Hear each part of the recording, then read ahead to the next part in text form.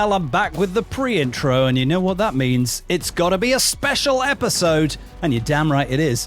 We are back with another in our series, yes, it's a series now, of interviews with brackets British, brackets up-and-coming action movie directors.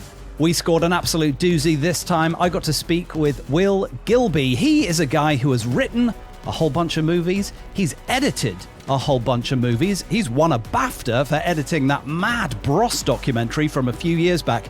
But this is his directorial debut of a movie he also wrote, but interestingly didn't edit, and as we'll get into later, a movie called Jericho Ridge, a super tense, dramatic, single location siege action thriller. A British cast, a British director, shot in Kosovo, set in a small-town American sheriff's department. Search this movie out wherever it may be on the big or small screen near you, and definitely watch it before the interview. I mean, I would say that goes without saying. Also, check out the previous episode where me and Joe Roberts got into depth about Jericho Ridge, the movie. So you've got to watch the movie, you got to listen to the pod. That's probably 3 hours. Then I'll meet you back here and we'll do an interview with Will Gilbey.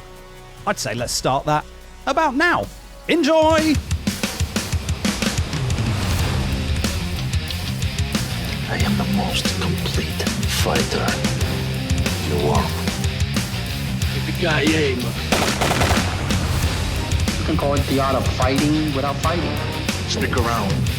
Some motherfuckers are always trying to ice skate on me. Dodge this.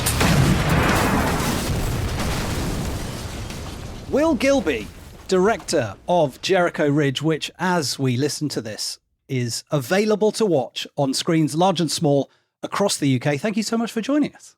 Simon, thanks so much for having me. This is very exciting. I'm going to get right into it. Watched Jericho Ridge just recently. Loved it. Think it's a smashing debut, if you will. Fantastic. They say about bands that your second album takes a year or two to write, but your first takes your entire life up to that point. Is that how it feels to finally have a directorial debut feature?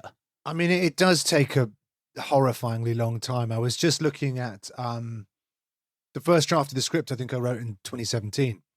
Wow. We're now 2024. Obviously, we got completely killed by COVID and lockdown. But then I've been trying to get a film made before this, another script, which I'm still trying to get made, called No Great Beauty, which is like a really fun crime thriller, I guess. But it just went and went and went, didn't quite go anywhere. And then I wrote Jericho Ridge, and suddenly people with not very much money started responding to it very well.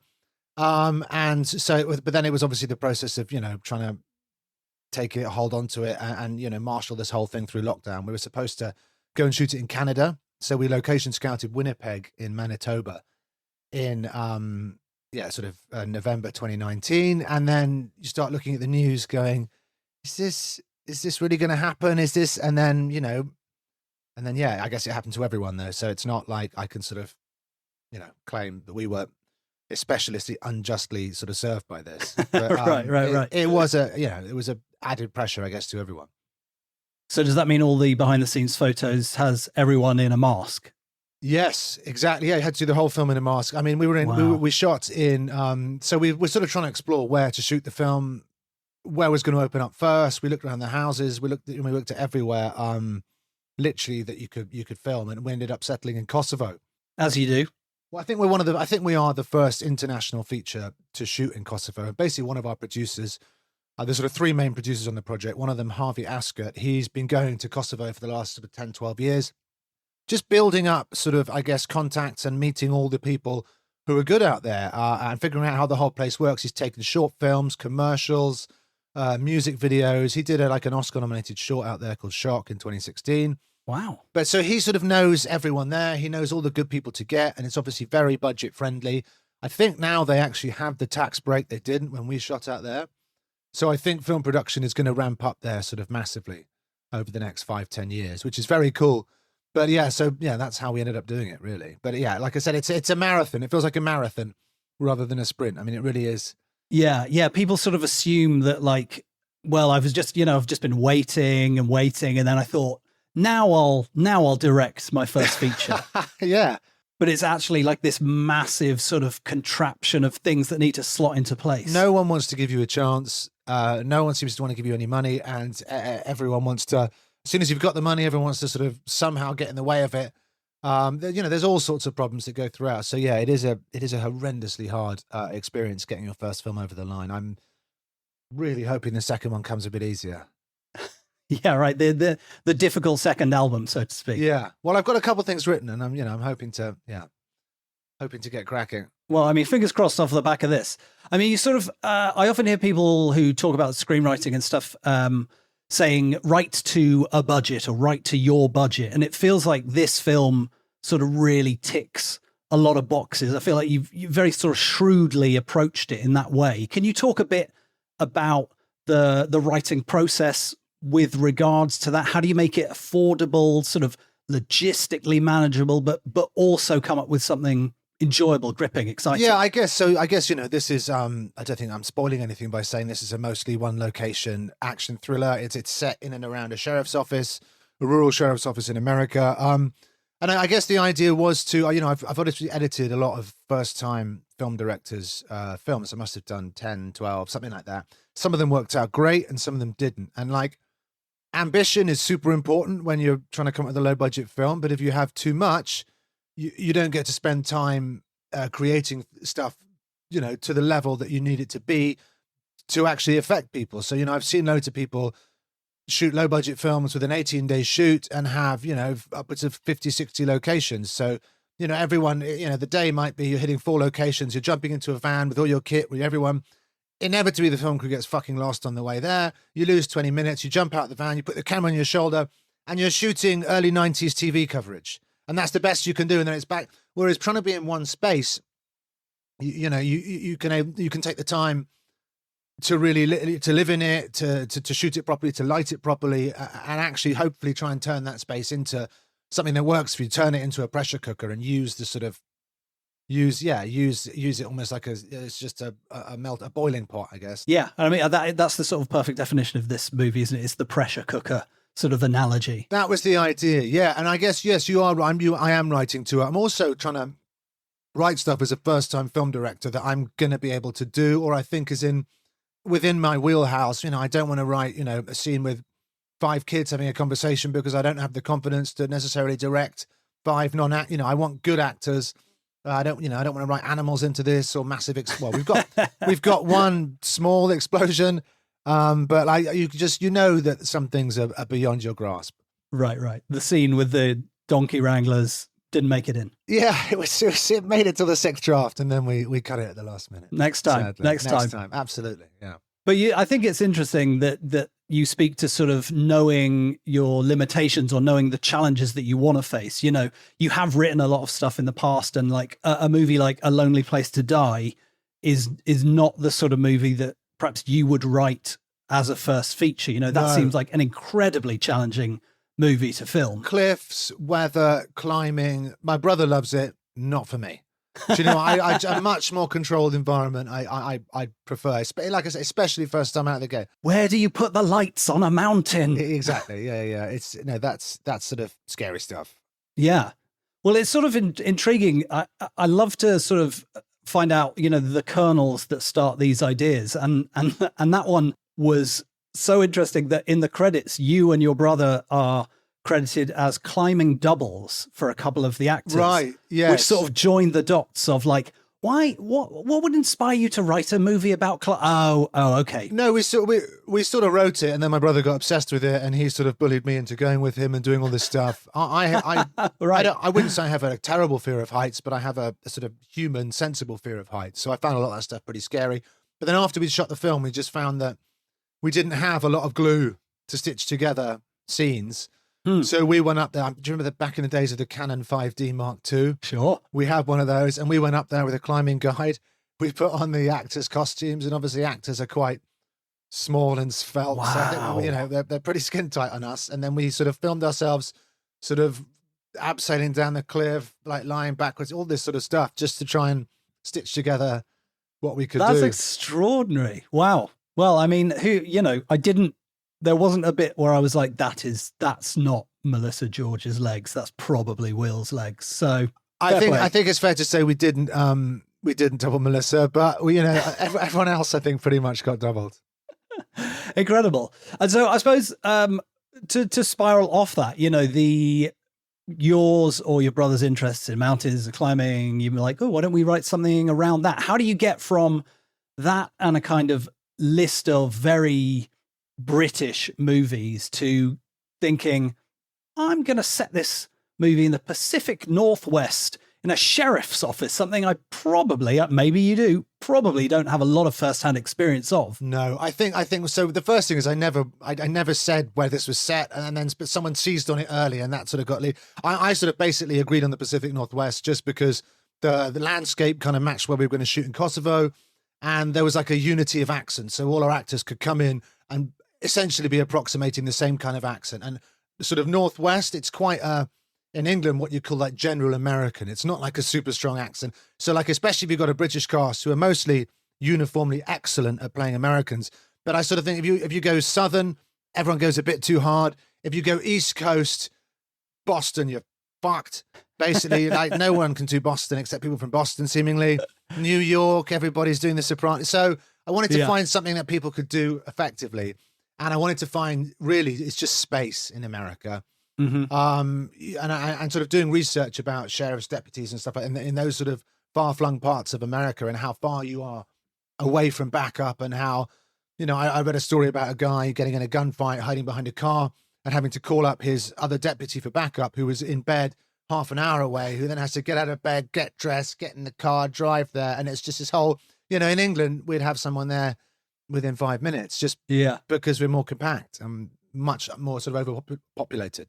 It's extraordinary. I spoke to another British director recently, James Nunn, and I was trying to sort of get this. I know James. He's great. Yeah, great lad. And he also made a movie with a British cast in Malta that was set in the US on like spring break, and it just kind of I can't quite sort of get what my thought or point across is, but it's such a unique thing that as a British director, cast, like all these things can come together, and we're sort of allowed to do America in that way. I think the reverse would be an unmitigated disaster. Right. Okay. Right. Like, if you get 12 Americans doing English, I think you'll get one or two who can probably do it. Like I was trying to think of like the best Americans doing English accent film ever. And to my mind, it's Spinal Tap. Oh, nice. Yes. Very solid, actually. They're all flawless, and they're all improvising, which means they're not able to learn everything like phonetically through an accent coach. But I mean, when was that? 80s? 80s? Yeah. Yeah. I'm going to just early Before 80s. both of us were born, almost certainly. Well. Oh yeah. Right. No, sadly, that's not quite true, but You're right. It does sort of, that door kind of swings one way. I guess there's more demand for British actors to do American. But right? there's much more work. There's a lot more work in America. So as an English actor, if you want to work regularly, there's obviously loads of great stuff over here. But if you don't have an American accent, you're going to be massively hamstrung by that. Yeah, the pond is bigger. The pool is bigger. I know the pool across the pond. Pool. Yeah, absolutely. Will, while I flounder, I think it's time that I bring in a guest. On the previous episode of the podcast, we spoke about your movie Jericho Ridge in depth. And when I say we, myself and each episode I have a different guest. This time it was my friend and fellow British filmmaker, Joe Roberts, Peacock Season 2, BBC 3 this summer. He had some questions also, and I recorded them out of his mouth as he said them. And if I may, I'm going to play in the first of them for you now. Fantastic. Hello, Will. It's Joe Roberts here. I hope you're well. How's what have you been up to? What are you doing? I know what you've been up to. Just watched it, and it was fantastic. I have a question regarding it. That it being the film Jericho Ridge.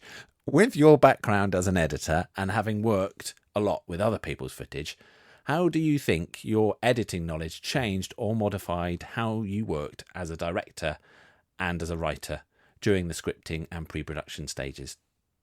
Did that sound like I read it? Because it felt quite read when I was reading it.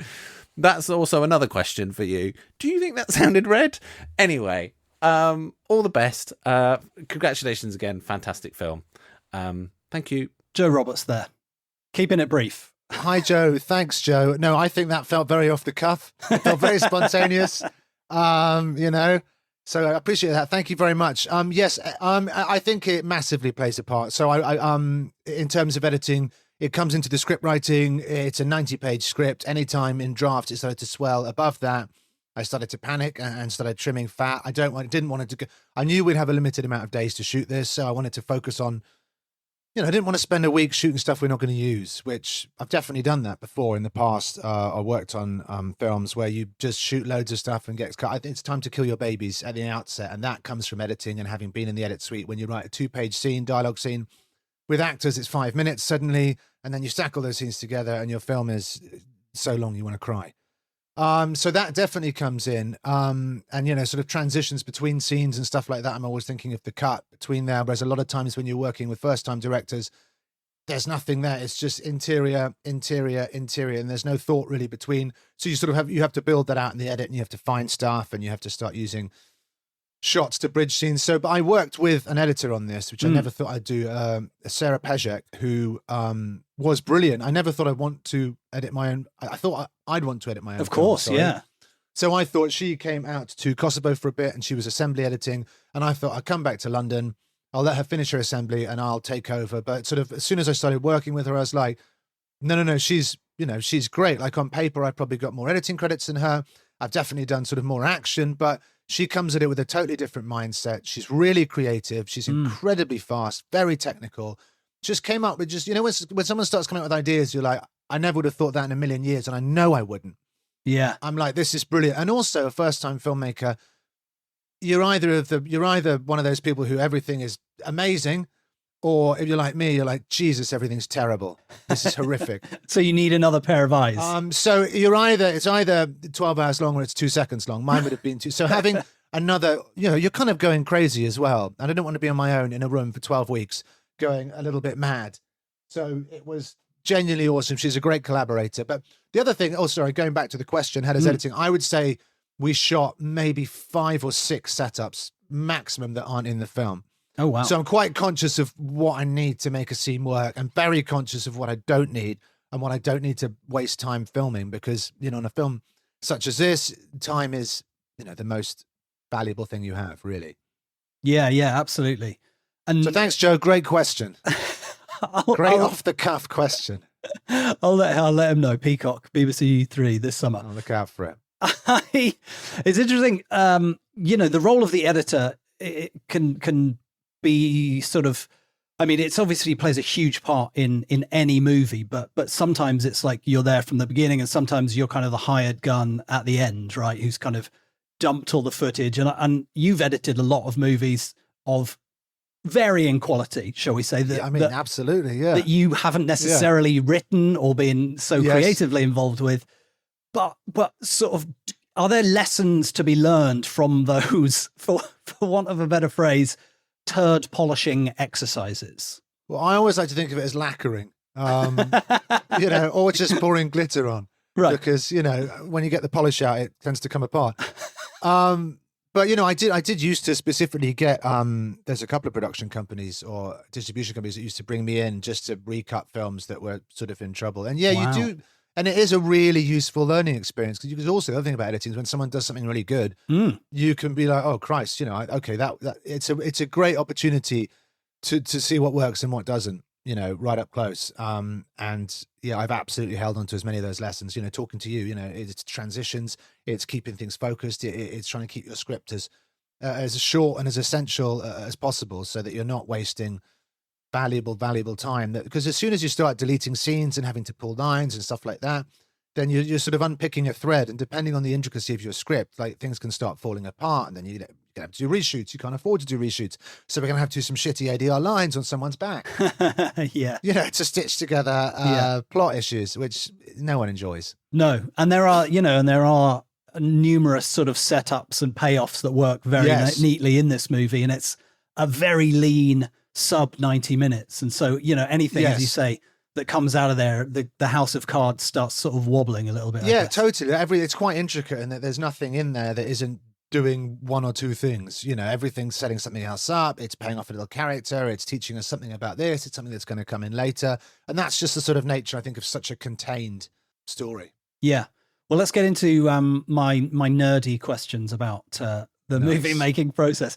In my head, the sort of pre-production of this movie involved like a tiny cardboard model of the sheriff's office, like a Cluedo board, with you moving Lego pieces around to block everything. Is that reflective of the actual process in some way? Well, the first thing I did, I guess, because again, this is this one location thing. The first thing I did when I wrote the script is I drew a floor plan, because you can't, there's only like, you know, there's the front office, there's the corridor, there's the cell, and there's the vault, there's the side door, and there's the exterior. And that's basically, so you need to understand, I needed to understand how it worked so that I could plot people through it. And that changed a little bit.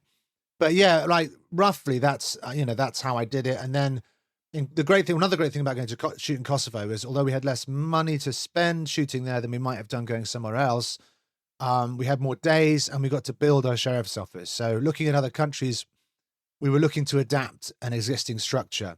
It was a gas station in Canada, which would look really cool and would have been lovely. But looking at it now, it was an hour out of town. Yeah. And, you know, we would have got in there. Everything feels small. You know, you're inside something. As soon as you get a film crew, you get lights, you get people, you get actors in, everything. So you get the dolly in there. Everything just seems tiny. So we built the sheriff's office bigger than we thought it would need it to be.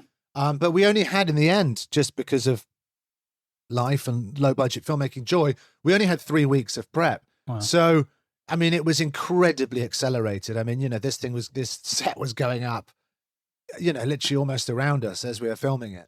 And am I right in thinking that the front part of the sheriff's office is attached to the exterior, in that you can go through the front door and you're in the office, and then the cells are in a stage? You say a stage. It was a shed around the corner? Oh, okay. It was a warehouse.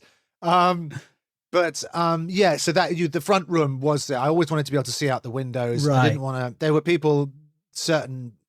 no people who actually were involved in the making of the film, but when we went out to other people beforehand trying to source finance, there were people who were like, "Oh, can we have green screens on the window, or can you rewrite the script so that no one ever looks out?" And I just thought, no, that would be. I mean, you know, you can watch $250 million films and the green screen looks shite. It's true. Yeah. Or you can go back and watch Lonely Place to Die, which is some of the best green screen work out. Where is the green screen in that? All when she's falling down, when you're looking down the mountains, it's all. There's a really cool little bit on the making of. It's probably on the Blu-ray or the DVD. I might post that on Twitter or something. It's really good. Yeah. The people that did that, I think it was Molyneux back in the day. Wow. But they just did an amazing. And you can watch, you know, a Marvel film and someone's just stood by a window and you're like, that doesn't work. Yeah.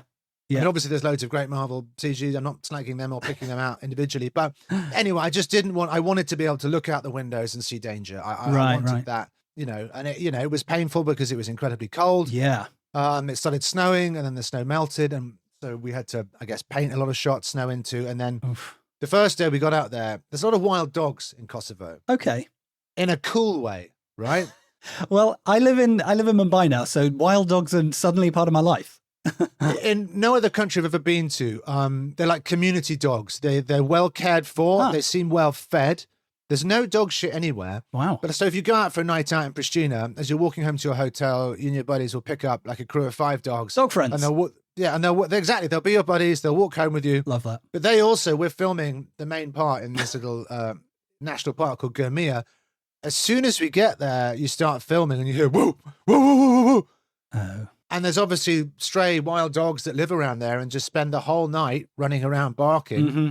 And after sort of one night, I was like, we're fucked. This isn't going to work. And eventually we had to send out production assistants into the woods with head torches on to track down the dogs, make friends with them, and then essentially bring them back into a warm tent and feed them, and to stop driving us completely crazy. Because obviously, you know, the set's been built. It's got no insulation. We keep blowing out the windows and smashing it to pieces. So you sort of had a dog Pied Piper team, basically. Yeah, we did. Totally. And they were really sweet dogs. But once they start barking, time is money. That is incredible. Those are things you just don't think about. God, no. You really don't. And then suddenly you're losing an hour because of dog barking, and it's crazy. But we got that sorted out. And then obviously, like, again, it's very cold. So there's a couple of scenes where Nikki Muka Bird, who plays the lead character, Tabby Temple, you can actually see her breath when she's inside. And it's supposed to be the windows are closed at this point, the doors. But it was really cold. Oof. It's interesting you mentioned that it snowed, and that is something that you can't really control. I want to sort of talk briefly about like the VFX in this movie, because it doesn't feel like a VFX heavy movie or a movie that you would think has quote unquote any VFX in it. But and I think it's a huge compliment to the department that handled all of those. But am I right in thinking there's around 200 VFX shots in this movie? Like 330, 340. So really what it is it's snow painting. Mm-hmm. So there's loads of shots we had to put snow into. Wow. Which is done brilliantly. Like you wouldn't know. If we'd had more money, I would have gone in and put more snow, more snow on all sorts of stuff. But and the other is like screen replacement. So when they're looking at the security cameras in the that's all has to be done afterwards. Sure. Because trying to organize that live on set in a way that's going to work would have just been totally impossible. So it is kind of invisible. We don't have any dragons or CGI animals or like so there's nothing. There's a couple of muzzle flashes and a few fixes, obviously. Yeah. But that's pretty much. But it sounds like you didn't have to do the thing where you put in the fake cold breath for people at any point. If anything, you would have had to remove that. No, God, no, we really didn't. Yeah. It was. I mean, we had one of our actors out. It was -12. We were shooting. It's the one night we had second unit, and they were shooting down by a lake, which was -16. But we had one actor out in bare feet. Oh, because he's rousted out of his home in the dark. Story reasons you'll find out when you watch it. And he did not complain once and was an absolute trooper about it. But, wow. It is, it was uniquely freezing. You're wearing sort of 2 pairs of tights, trousers, 3 pairs of socks, and obviously the cast are out there in between takes in shirts. Yeah. It's they who probably suffer the most. It's nothing but glamour movie making. That's, if I've learned anything. I know, yeah. And it was mostly night shoots as well. Yeah. Well, another unique challenge to the body and mind after a couple of days. Yes, it is. I quite like them in the end, but it is tough. Yeah, one of the VFX things that stood out to me, and it felt like a real, maybe you are, maybe you're not, but a real like action movie fan thing, was that all of the bullets are sort of those tracer fire. Tracer fire. That's I sort of built that into the script, because the whole point was a lot of this film, you're with Tabby, Nikki Muka Bird's character. She's the only point of view character in the film, so you can never bounce out. I don't know. I set this sort of challenge for myself at the beginning. I'm going to be with her in every scene, and you never really see anything she can't see. So we're always going to be with her. We're never going to sort of jump outside and have the baddies going, well, hang on a second, if I sneak around the back, I can do. So it was sort of trying to show where that's coming from and give a little bit of geography and orientation as to where they were. And also it looks cool. It does just look cool, doesn't it? It just looks cool. Who does? So going on, if you're bored, go onto YouTube and just watch Americans firing tracer ammunition into the darkness. It's great.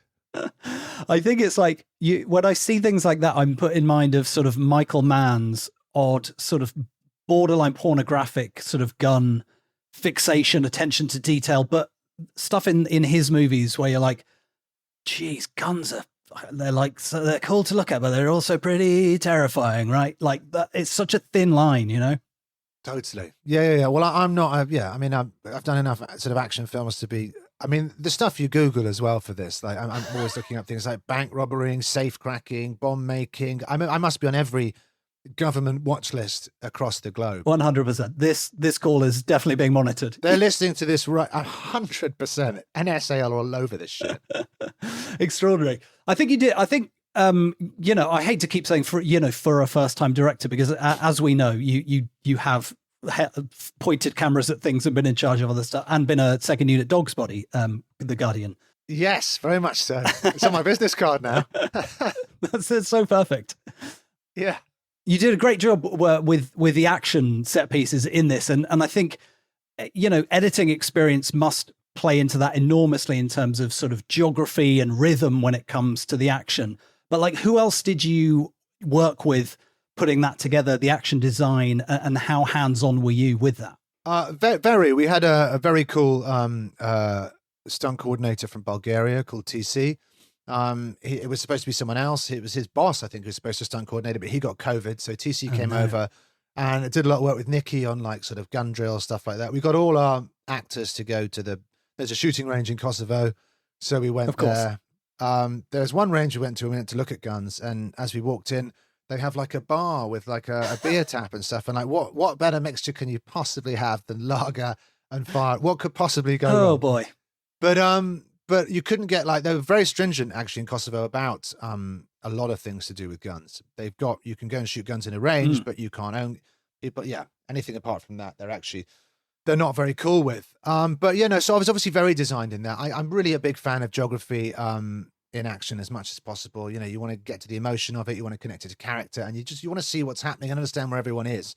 I think a lot, action definitely took a dive for a few years when it came to overcutting and, you know, as people would call shaky cam or whatever isn't usually shaky cam. I guarantee you, if you gave me the footage that was shot on that, I could pull a much more cleaner, possibly better edit out of it. But I guess it was just a style for a time, and which I don't really think the Bourne years. I don't think anyone enjoyed it.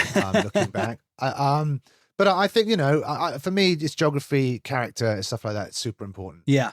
And speaking of geography and that kind of thing, were the dash cams and the security cams, was that all written from the start, or did that kind of get built in later as a way to expand the world? No, it was quite early. I think doing the first draft, I was like, she's gonna be calling people a lot, and it was sort of that first major scene where the sheriff and the chief deputy go to Arnie Boo's cabin, and that scene, I was like, is this gonna be about 8 or 9 pages?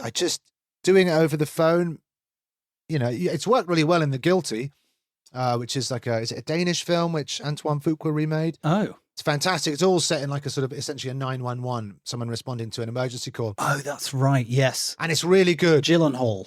So yeah, he was in the remake, American remake. Yeah. But I just thought this is a lot of dialogue over the phone. And I just thought seeing that would be so important. And as soon as you start writing, dash cam, well, everyone can have a dash cam, you know? Right. Yeah, why the fuck not, you know? So that came in pretty early. That was right there in the first draft. It's also a nice kind of low budget way to have more locations to, you know, expand the world while still ostensibly not spending a day driving to. And it was all to do with the POV thing of her character as well. That was the only way she can see outside the sheriff's office. Right. So I needed to have something like that for her to be able to see what the hell was going on. My other tiny question about a small part of the cog in the movie is, was she always going to be injured? Was that a sort of product of having a small place for her to move around, or did you want the odds even more stacked against her? Yes, that was one of the first things. It was a broken leg, but became a broken ankle. Some people were totally into that and got it. And it's about putting her on the back foot as much as possible. And then the reason for her broken leg paying off a bit later. But some people were really on board with it. A couple of people tried to talk me out of it, but I think it was really cool. I think it works having her just, you know, a bit more impaired, a bit harder, a bit more on the back foot, so to speak. So that was baked right into the original draft. We haven't talked about the cast. I mean, it's an action movie podcast, so, you know, I'm much more attuned Fair to enough. going, the tracer fire looked so good. Yeah. But, best Oscar for best, yeah. They should have the tracer fire category. The stunt Oscar feels so close, right? Or it does, action and design. it's essential. It's got to happen, surely. In the next year or two, for sure. It's mad if it doesn't. It's ridiculous. We hope so. Then finally we can do an Oscars edition, and we don't just have to be like, the explosion in Oppenheimer was quite good. I'm there for it. Geez. The cast are great, and sort of having been out of the UK for a while, I was like, there's a lot of, where do I know them from? You know, it's that beautiful bit of like IMDbing during the movie. Was there ever in the sort of production or the sort of fundraising stages, were there people who wanted, you know, quote unquote names or somebody with more sales appeal? Can we put Steven Seagal in it? Yes. So what? Okay, no, Seagal, he was sadly never unavailable. Well, actually, quite happily, he was probably available. He would have loved to sit in a chair for that 90 minutes. He wasn't on our list, but at one point for a time we did explore doing this film at a higher budget level with a lead actor who could, you could pre-sale, you could sell against and all that sort of stuff. And that as we sort of came out of lockdown and everyone in the world tried to go into production, money's getting thrown around, schedules are getting busy, so it was like, this is just it's not going to happen. So we took the money we had been raised for the film and we committed to doing it in Kosovo with the best actress we could humanly afford, and Nikki was absolutely at the top of that list, and sort of I was incredibly lucky to have got her. And having said that, she was better than as good as I could have hoped, better than I could have hoped. Really, really anchors this and leads it from the front and elevates this film massively with her performance. 100%. And like another reason I'm going to, give her another compliment is that no one thought, or maybe we couldn't afford to, because obviously a lot of cameras, there's a lot of dialogue off camera. She's on the radio, she's on the phone, she's chatting to people outdoors. What we really probably needed there was an actor who could have read off with her, which we didn't have. So there's me doing like 8-page passes with her. I'm playing 3 characters, all with differing American accents, some female. So she's managing to respond to me, ignore how fucking terrible I am. Sorry, can I swear? Yes, because of course, please. When it comes to my acting, I feel like I kind of have to. Like when she's able to do all this opposite me, so all this stuff when she's responding to everyone off screen, that's her doing it to me, which that's impressive. Wow. Release the on-set recordings is what the fans are going to say. Yeah. We want to hear the Gilbey cut. Yeah. It's not great, but that's another. So she was honestly way better than I could have hoped for, and I think the whole cast were really cool. Yeah, I think she's extraordinary in this. Some of it was quite last minute, but she really anchors it. And I don't know, it was great to get Michael Socker in there. Chris Riley, Simon, Solly. And there's some up and comers like Zach Morris and Solly McLeod, who are gonna go absolutely. I think they'll go. They'll have great careers. Lovely people, and it was just one of those nice ones as well. Especially if you're doing a first time. If you're a first time director to work with a cast and you've been working in the industry for a while, you've absolutely worked with your share of difficult people, and people who they kind of like, they ruin it. And I didn't get any of those people. Everyone was uniformly really, really cool, fun to work with, into the project. They got the project. It wasn't about, oh Christ, my Winnebagos, because there weren't no Winnebagos in the Balkans. They were like, one of my toes has snapped off, Will. Yeah. I think Simon, who plays Sheriff Eddie, I think he was on set with one of the producers shooting, was I can't feel my hands. He's holding a gun and he's just like, we've got, but it was pretty savage. We've got to go to the bar at the shooting range. I couldn't have been happier with them. I think they were great. Yeah, I think it's a really great ensemble, and it's such a great sort of collection of, again, not in a sort of detrimental way, but great character actors. Just do everybody, totally. No matter how big the part, just commits and delivers exactly what's needed. And and Nikki Mukerbird, really, it's her movie, and she totally elevates what is a great genre movie with a great performance. Absolutely, yeah, because a lot of these films, I guess, are anchored by actors who are more sort of action orientated. They might be ex-martial, whatever, and lots of them are fantastic and really good, but it's not quite up there with just a proper RSC trained 100%, yeah, absolute professional who's going to bring such, so I don't know. I think you did pretty well just snagging her. Yeah, I think we got super lucky. It feels like in terms of the set, the two sets, the physical sheriff's set that was in the forest, and the other one that was around the corner in the dirty warehouse or wherever you built that. You sort of wrang everything you could out of those 3-4 rooms. You shot in every corner from every angle. The lighting sort of changed. The jail corridor went from that kind of stark fluorescence to the lights got shot down, and then it becomes almost like a horror kind of vibe. That was my DOP Rory's idea. It's a great one, but also the other thing is, we were trying to do, if you're in one space for 87 minutes, as this turns out, we're consciously trying to vary it as much as possible. So you see it in daylights with the light on, you see it at sunset, you see it evening with the lights on, then the lights are off, and you've got practicals going on. Then you start smashing the place to pieces, and so we don't want people to get bored, and we want to keep the look as varied as possible. So we're always trying to find interesting ways to. Yeah. I mean, there's the scene where Tabby is sort of having the heart to heart with her son, and he's on the floor between a desk and she's in just a chair, but the light's kind of half across his face, and again, I just think it's that sort of DOP gaffering that elevates this beyond what one might expect from a genre piece. Totally. Well, I think we got really lucky. Rory O'Brien was the DOP in this. He's a very talented Irish director of photography. He's done a couple of features, but he's done a lot of big budget telly. He did like The Fall, he did Line of Duty, he did Vigil.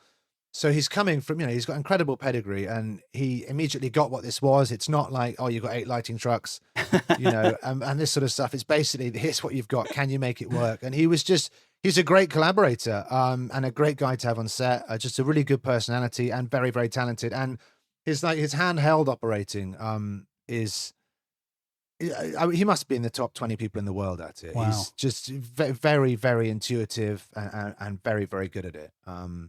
So very, very good pair of hands. Yeah. But yeah, again, massively elevates it having it's like an artist and a craftsman of that caliber attached. It just helps so much. Yeah, I mean, I think the sort of Venn diagram overlap of fixed set that you can have the time to light and shoot nicely, and a great DOP just it makes it look like X plus $10 million. Yeah, which it ain't. All right, Will, I've taken up so much of your time. I would love to, if you've got a few minutes left, go for a quick fire round. Okay, I'm terrible off the... Yeah, okay. Let's see how my brain copes. Let's go. Okay, I'm going to play in some music that will distract and annoy you as I bark these questions, if you don't mind. Here we go. Love it. Let's go. Will, how good is your American accent? It's fucking terrible, man. He's knocked that out of the park straight away. Here we go. So question number 2. What's your favorite action movie in recent memory? Oh, I was going to say Hard Boiled, but then you say recent memory. I will. I love that Hard Boiled got in there early. I'll take anything from after 2000. Okay, I'll give you The Raid. I mean, it's an obvious one, but it's just so much fun. I just bought it on 4K, so we've finally gone back to it and just cleaned it up. With a new color grade, yes. Yeah, it looks fantastic. And you just sort of, I hadn't watched it in 5-6 years. And I'm like, yeah, this is just super, super impressive. Love that. What am I trying? I'm trying to think of anything smaller that I've seen recently, but yeah, I'm going to go with that for now. I'm sure I could think of something cooler. 2 absolutely fully acceptable answers. 2 classic movies there.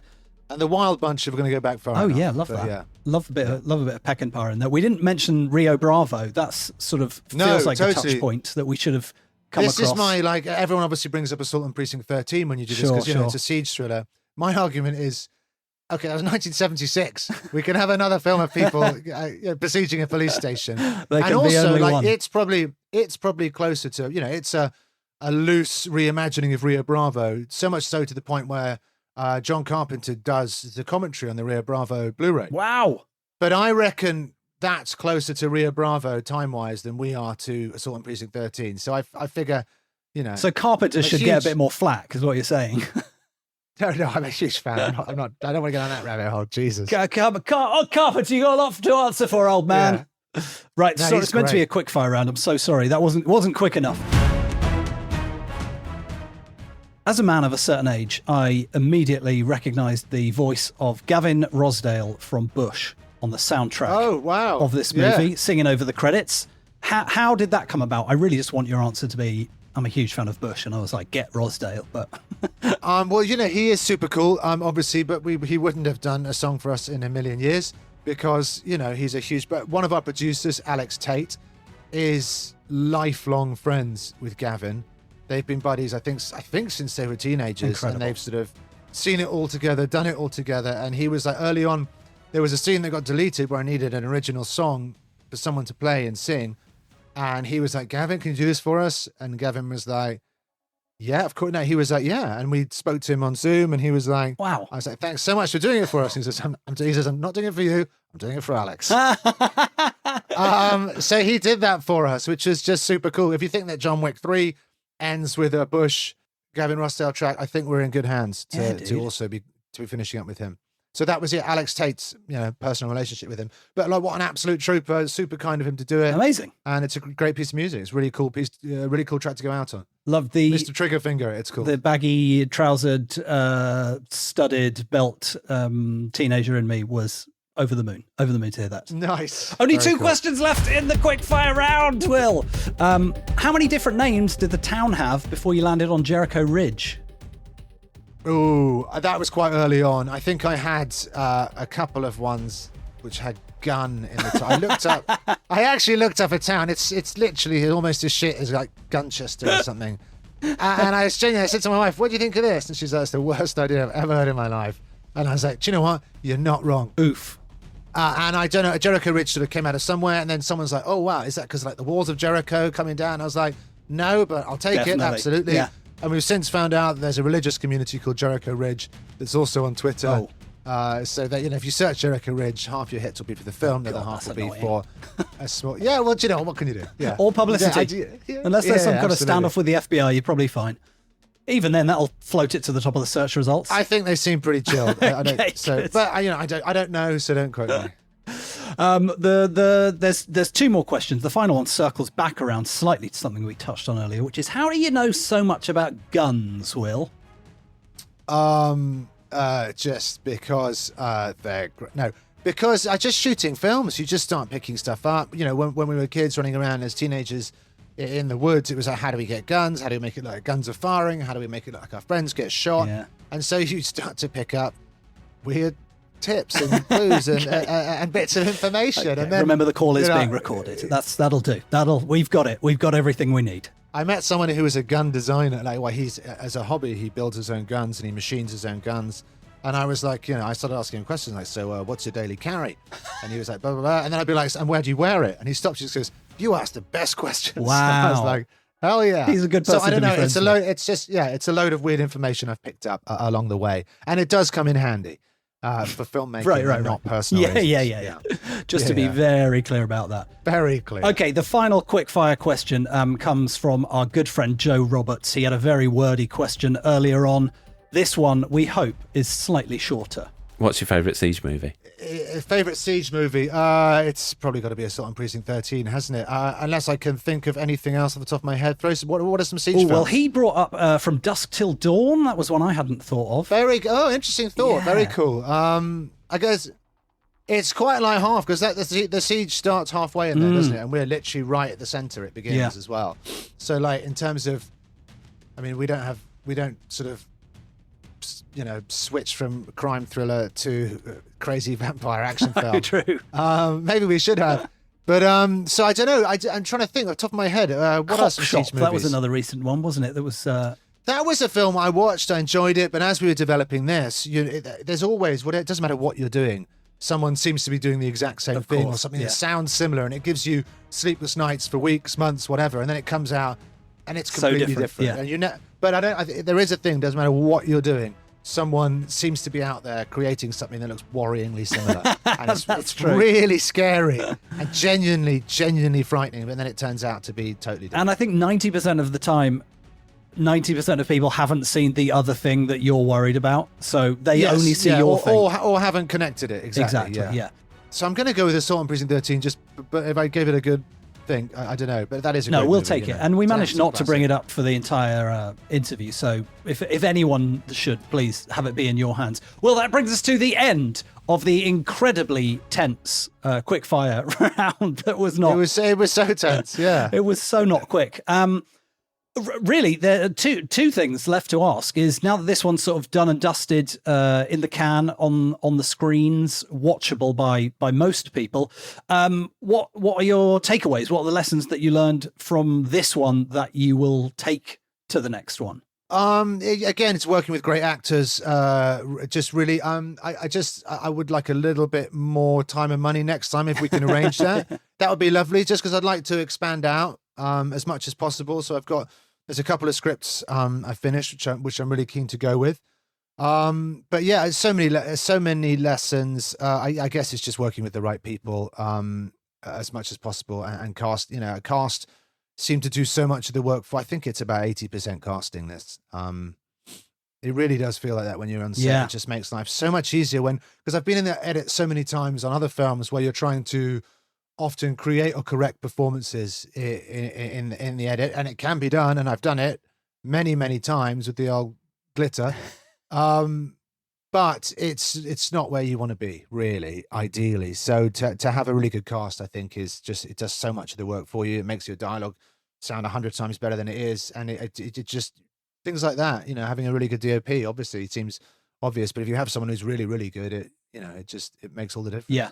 Ostensibly collaborating and working with great people from top to bottom. It helps. It helps. You can't do all this. You can't do all this on your own. It's impossible. And you sort of you mentioned a couple of things, but is there anything currently that's sort of floating to the top of the pile? Something that we can expect next? Yeah, I've got a really cool action film set in Mexico. That I'm really happy with the script finally, and I think I'm ready to start taking that out into the world and exploring options for how to get that made. But I think that'll be really fun. It's kind of outrageous. It's funny. It's action packed. It's got some, again, like the budget's bigger, but it's not crazy. So I'm trying to come up with set pieces that are original, different, fun, but don't break the bank. Like, so you're just trying to you're trying to outthink rather than outspend, you know? Yes. So that, I think I got some good ideas though for that one. I think it's gonna be really cool. I'm excited to see it. I hope it's on our screens in the next couple of years. So Fingers crossed. In the meantime, right. Jericho Ridge is out now. I advise everybody to seek it out on the big screen or at home, whichever is easiest. Is it getting a rest of the world release, or is that sort of, Yes, bit by it's bit? coming out sort of Australia, France, Germany, Latin America. It's out on one streamer in America. It should come out on a few more. Beautiful. So it's starting to go around the world now. Love that. Yes, which is great. Yeah. Slow creep. So hopefully it'll find its audience and find its way. And it also gives it a little bit of time for the sort of word of mouth to build as it crops up in each region. But we've been lucky because I think it was on BET Plus in America a while back. And we just had a few people on Twitter who are real action film fanatics. They're really knowledgeable, passionate, and they've been really championing That's this, how I heard about which it has last been year, lovely. yeah. Okay, great. Yeah. So that's awesome. But I couldn't be more grateful to those brave few who have recommended this so generously and so much. It's been great. Well, we're grateful for you for spending 4 weeks in the sub-Arctic tundra of Kosovo to put it together. I really enjoyed it. I think it's an absolutely solid piece of work, and I can't wait to see what you do next. Thank you, Simon. Thank you so much. And this is really fun. Yeah, thanks for having me on. Really appreciate it. Welcome to the party, pal!